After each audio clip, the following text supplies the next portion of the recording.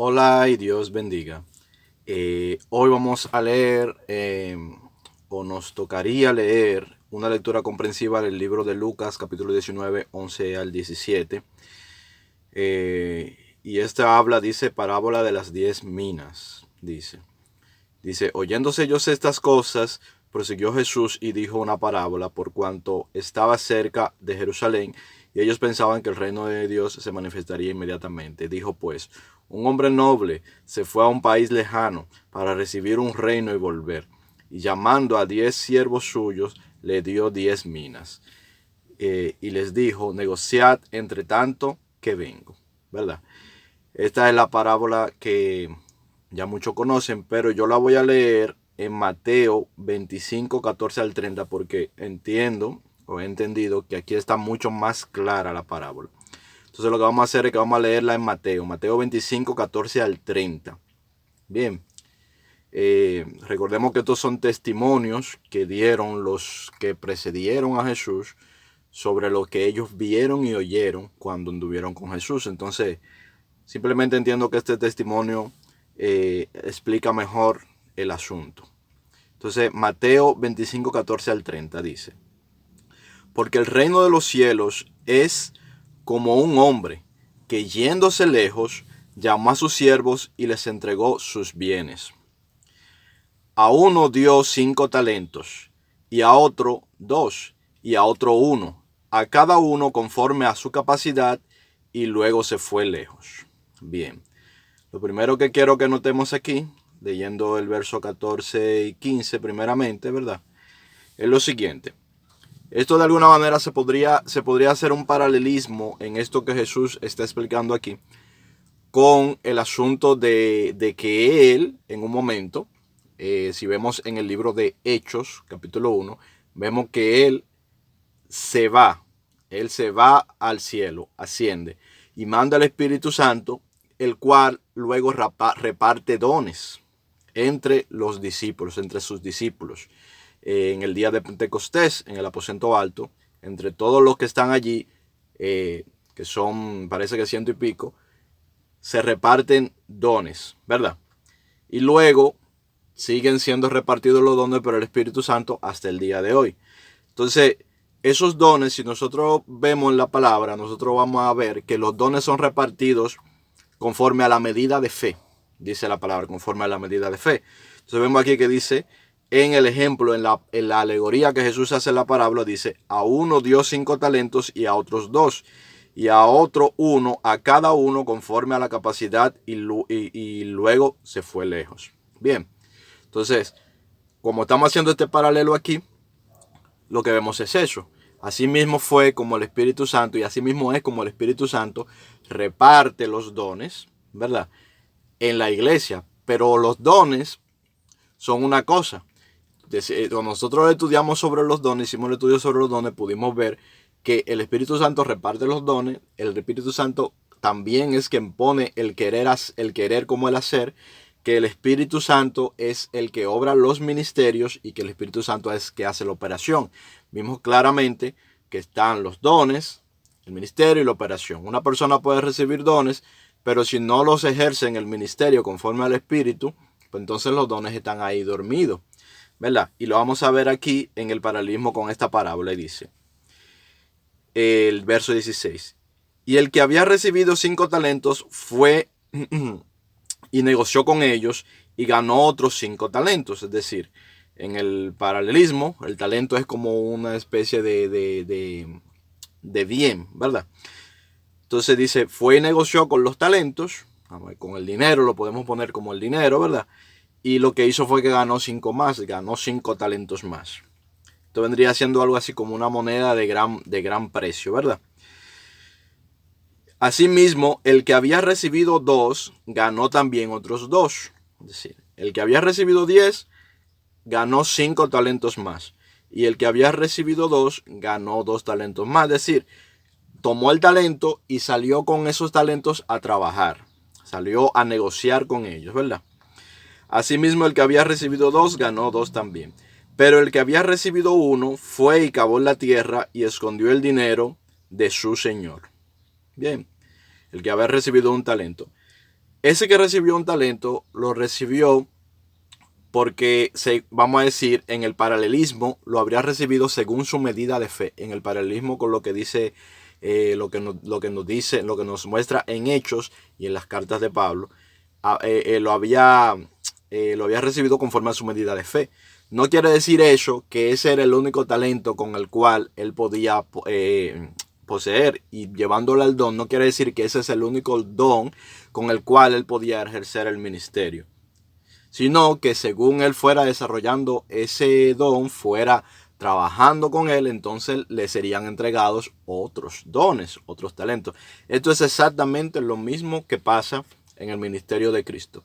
Nosotros vemos que los apóstoles, la mayoría de ellos en realidad recibieron muchos dones desde el principio,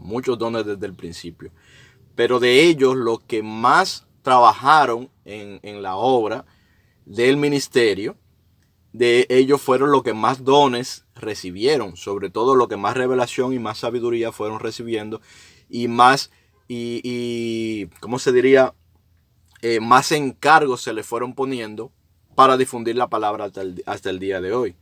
Entre ellos vemos a un Pedro, a un Pablo, que es un apóstol posterior, ¿verdad? Vemos a un Juan, el discípulo amado, vemos a Juan, el discípulo amado, que nos trae sus cartas y la revelación, ¿verdad? Entonces, estos son discípulos que recibieron muchos dones, pero que los desarrollaron y fueron recibiendo más dones, más talentos, más sabiduría y más ministerios y más cosas que hacer para Dios, porque así es como funciona. Entonces, vamos a seguir leyendo lo que dice. Después de mucho tiempo, vino el Señor de aquellos siervos y arregló cuentas con ellos. Y llegando el que había recibido 5 talentos, trajo otros 5 talentos, diciendo: Señor, 5 talentos me entregaste, he aquí, he ganado otros 5 talentos sobre ellos. Es decir, el que le fueron entregados 5, ahora tiene 10 talentos. Y mira aquí, Señor, porque no son de él. Así como los ministerios, los dones no nos pertenecen, sino que son de quien lo pone en nuestras manos, que es Dios, ¿verdad? Quien pone esto en nuestras manos. Así estos siervos van y le dicen: mira, tú me entregaste 5 talentos, he ganado otros 5 talentos, aquí están tus 10 talentos, ¿verdad? Y vamos a leer el 27, y dice: su Señor le dijo: bien, buen siervo y fiel, sobre poco has sido fiel, sobre mucho te pondré. Entra en el gozo de tu Señor. Es decir, sobre poco fuiste fiel, sobre mucho te pondré. Sobre más cosas aún te pondré. Sobre más ministerio. Entra en el gozo de tu Señor. Esto de entrar en el gozo de tu Señor es muy importante, porque lo que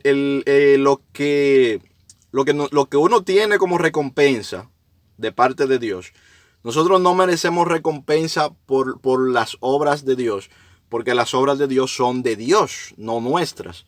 Los dones de Dios son de Dios, los ministerios de Dios son de Dios, no nuestros. Sin embargo, aún así, nosotros sí obtenemos una recompensa de parte de Dios, porque Dios es así. Dios es bueno.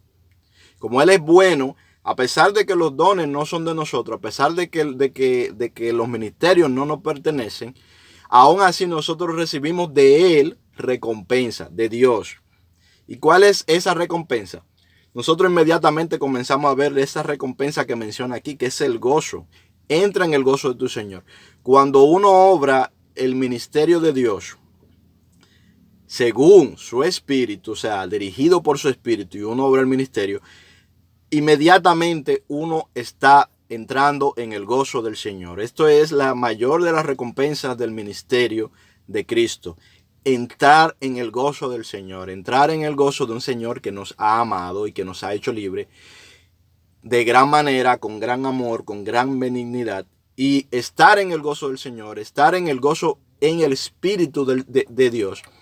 Eso es una hiper recompensa que solamente ustedes, de los que están viendo esto, que lo tienen, que lo han tenido, que lo experimentan y que lo han experimentado, saben de lo que yo estoy hablando, y los que no aún, posiblemente pronto lo sabrán. Bien, entonces nosotros, todos los que hemos servido a Dios, según su espíritu, según su mandato, entramos en el gozo del Señor. Entramos en el gozo del Señor. Y eso es increíble, eso es indescriptible. Es indescriptible. Es una recompensa que es mejor que cualquier otra recompensa. Las recompensas de los hombres, vamos a decir, pueden venir, pero no podemos trabajar por eso. Porque eso son cosas simplemente porque hay una persona que puede entender, puede ser llevada por Dios, ¿verdad?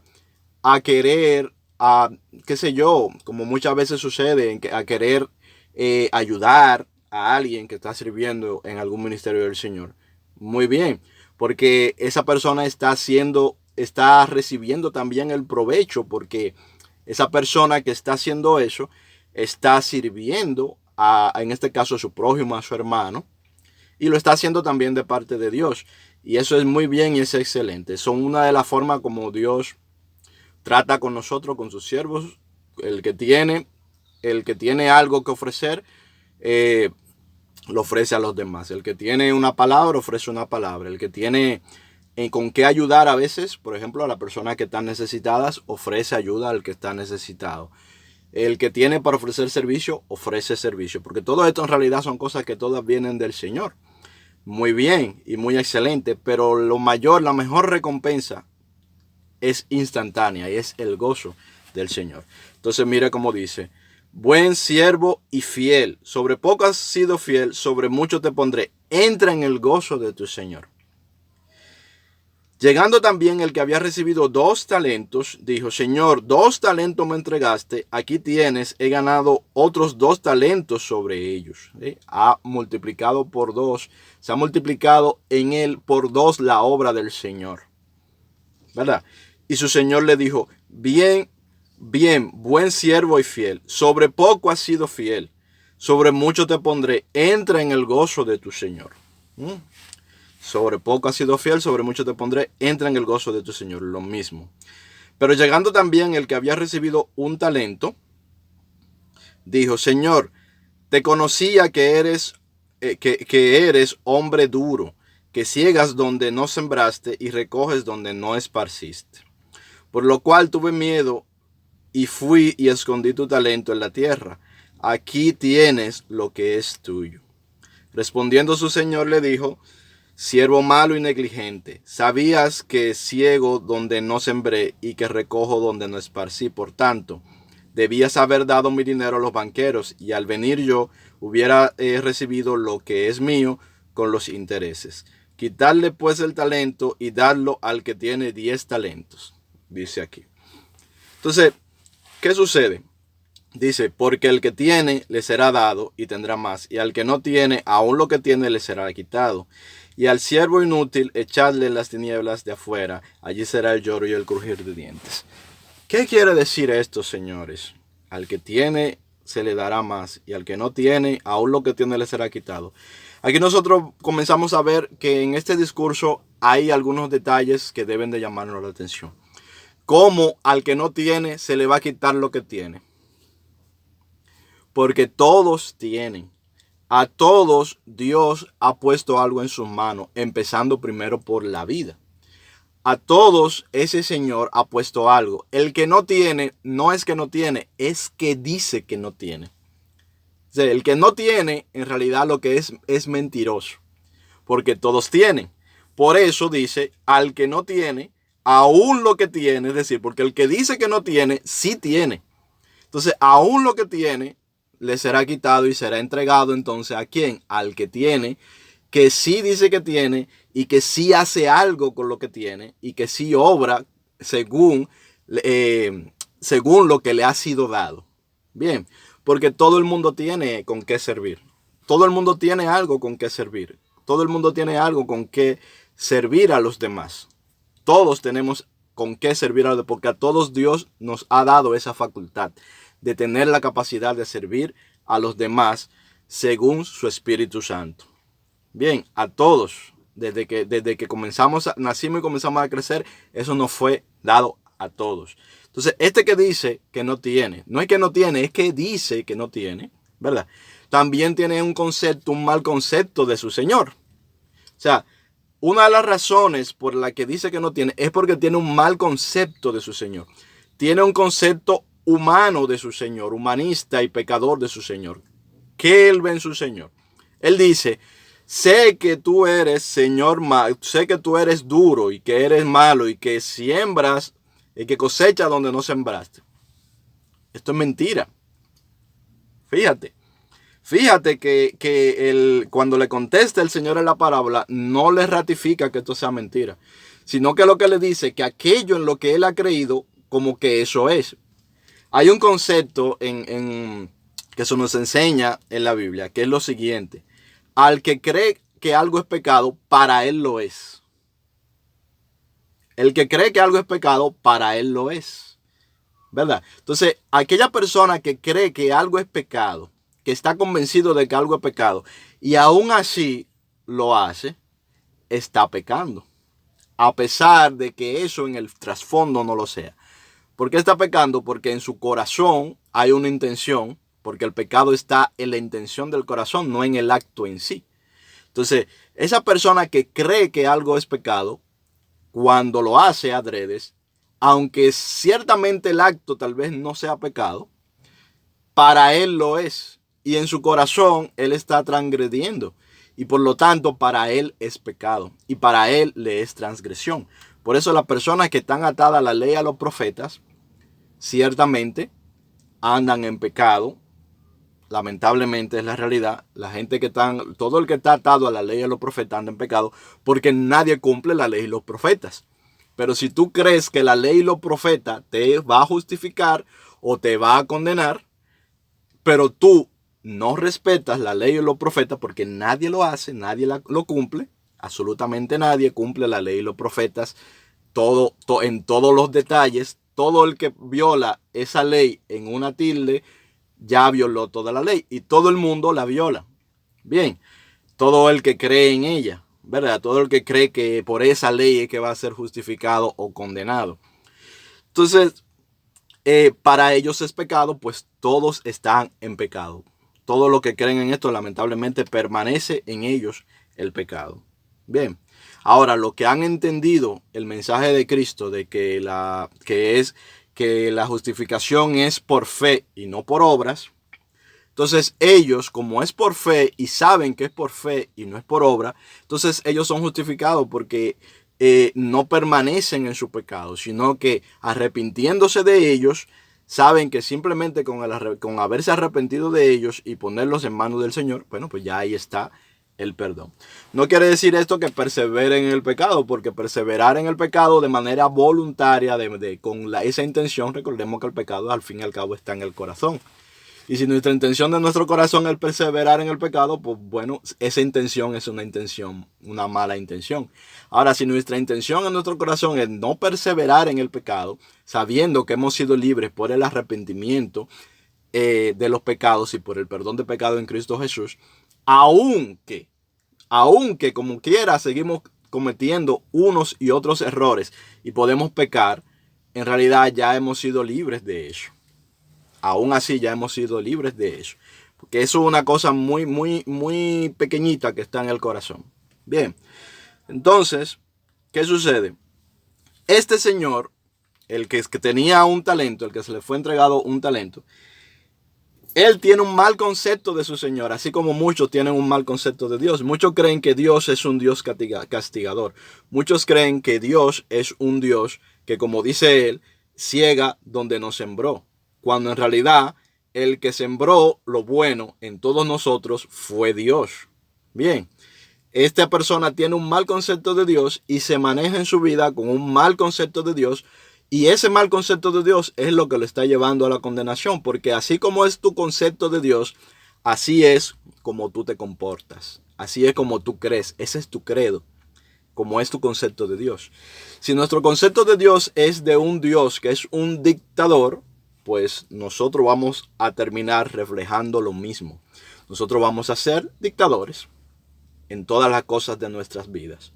Si nuestro concepto de Dios es un Dios que está presto siempre a castigar y a condenar, pues nosotros vamos a ser personas que siempre estamos prestos para castigar y condenar, ¿verdad?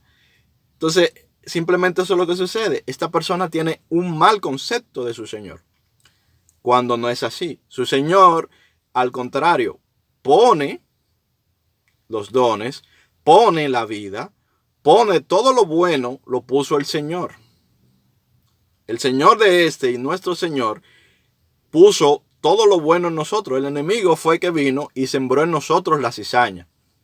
Y ahí está la cizaña, pero como nuestro Señor es bueno, Él ha dejado que crezca lo que el enemigo puso en nosotros, junto con lo que Él puso en nosotros, que es el trigo, para que no se pierda el trigo. A dejar que nuestro trigo madure y dé fruto. ¿Cuál es el fruto? Que nosotros aprendamos a amar.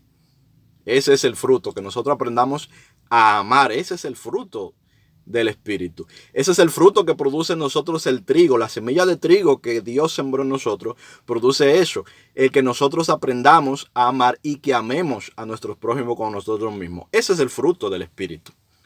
Bien, entonces, pero en nosotros también fue sembrada la cizaña. Entonces, como fue también sembrada la cizaña, de nosotros también, en nuestra carne está la cizaña y nosotros producimos muchas cosas. Pero nuestro Señor, del cual muchos tienen un mal concepto, en realidad no es que Él quiera la cizaña en nosotros, sino que Él ha permitido que crezca la cizaña para permitirnos que lleguemos a la parte donde está el fruto y que llegue el día donde Él pueda mandar a sus ángeles a hacer la cosecha y que Él deseche de nosotros esta carne que tiene cizaña, la deseche, y que entonces Él rescate de nosotros lo que Él sembró, que es el trigo, y rescate de nosotros el fruto de lo que Él sembró, el fruto de ese trigo que Él sembró. Por eso seremos mudados a un nuevo cuerpo, por eso será desechada la cizaña de nosotros. Por eso seremos transformados y seremos nosotros, seguiremos siendo nosotros, porque lo malo de nosotros será desechado, esa cizaña y ese mal fruto, que ni siquiera es un fruto, que es lo que produce la cizaña, ¿verdad? Será desechado, pero nosotros seremos rescatados en lo bueno que Cristo sembró en nosotros. Bien, de la misma manera, en nuestro Señor a todos nos puso dones para que obremos el servicio a los demás. A todos nos puso dones para que obremos según su espíritu. A todos. Y esos dones nos son multiplicados según vamos dando el fruto. El fruto del Espíritu Santo. Amor, benignidad, paz, mansedumbre. Ese es el fruto del Espíritu Santo. Según vamos dando ese fruto, según vamos practicando el ministerio, entonces, que algunos le llaman ministerio, algunos ni siquiera saben lo que es un ministerio, pero ya lo practican porque son personas que sirven a los demás y ya en eso practican el ministerio aunque no lo sepan. Incluso hasta gente que no conoce de Dios ya lo practica sin saberlo, porque han centrado su vida en ser útiles a los demás sin esperar nada a cambio, ¿verdad? Ya practican, ya están dando fruto. Aunque no conozcan de Cristo, ya están dando fruto. Bien, porque ese es el fruto. Y quien puso esa semilla que produce el fruto en ellos fue el mismo Dios que la puso en ti, en mí y en todos. Bien, entonces no tengamos un mal concepto de Dios. No tengamos un mal concepto de nuestro Señor. No creamos la mentira del enemigo de que nuestro Señor es malo. El enemigo le dijo en el jardín del Edén a Adán y a Eva, les dijo que el Señor no quería que comieran del fruto, no era porque no iban a morir, sino porque el Señor no quería que fueran como Él. Es decir, Él les vendió una idea equivocada de Dios a Adán y a Eva. Les dijo, no, el Señor es malo, lo que pasa es que Él no quiere que ustedes sean como Él, sabiendo el bien y el mal, pero ya ellos eran como Él y ya sabían el bien y el mal. Y ese es el engaño de Satanás. Satanás nos vende una imagen de Dios muy equivocada, nos vende una imagen de un Dios que nos quiere matar, de un Dios que no quiere el bien para nosotros, de un Dios que quiere echarnos y quemarnos. Eso es mentira. Esa es la imagen que nos ha vendido desde el principio Satanás sobre Dios. ¿Para qué? para que nosotros escondamos nuestro talento, para que nosotros escondamos nuestros dones y para que nosotros, en vez de imitar al Dios verdadero, imitemos al enemigo que vino a condenar, a destruir y a matar. Bien, entonces no nos dejemos engañar del enemigo, hermanos. No nos dejemos engañar del enemigo. Pongamos esos talentos, pongamos esos dones que Dios nos ha dado, pongámoslos a obrar en servicio y provecho para los demás. Para nosotros, nuestra familia, nuestros amigos, nuestros vecinos y los prójimos, que son las personas que están ahí, ¿verdad? Todas las personas que están en el mundo, porque por todos ellos murió Cristo. Por todos ellos, a todos ellos Cristo les quiere dar vida y vida en abundancia, así como la ha dado a nosotros. Y todo ello Cristo quiere que entren en el gozo del Señor. Todos nosotros, Cristo quiere que entremos en el gozo del Señor. Y para todos nosotros Cristo trabaja día y noche sin descansar para llevarnos a la salvación. Nosotros solamente podemos más que ser instrumentos de Él en ese mismo trabajo que Él ejecuta, porque Él no ha dado ese trabajo a los ángeles, sino que lo puso en manos de nosotros, hombres imperfectos, llenos de pecados, llenos de cizaña, pero que también Él sabe que nosotros, Él puso ese trigo para que podamos dar fruto. Y por eso Él no se rinde con nosotros, tiene paciencia, benignidad, todo lo espera, como dice el apóstol Pablo sobre lo que es el amor, que es el amor de Dios, que todo lo espera, todo lo soporta, todo lo sufre, no se envanece, ¿verdad? Así es el amor de Dios, así Él es con nosotros y así quiere que nosotros seamos con Él y con los demás.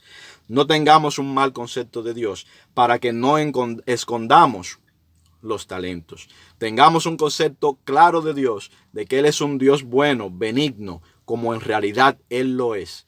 Que Él nos da los dones, nos da los ministerios, nos da la vida y quiere que entremos en el gozo de Él y pone su vida por nosotros y trabaja arduamente día y noche por lo mejor para nosotros.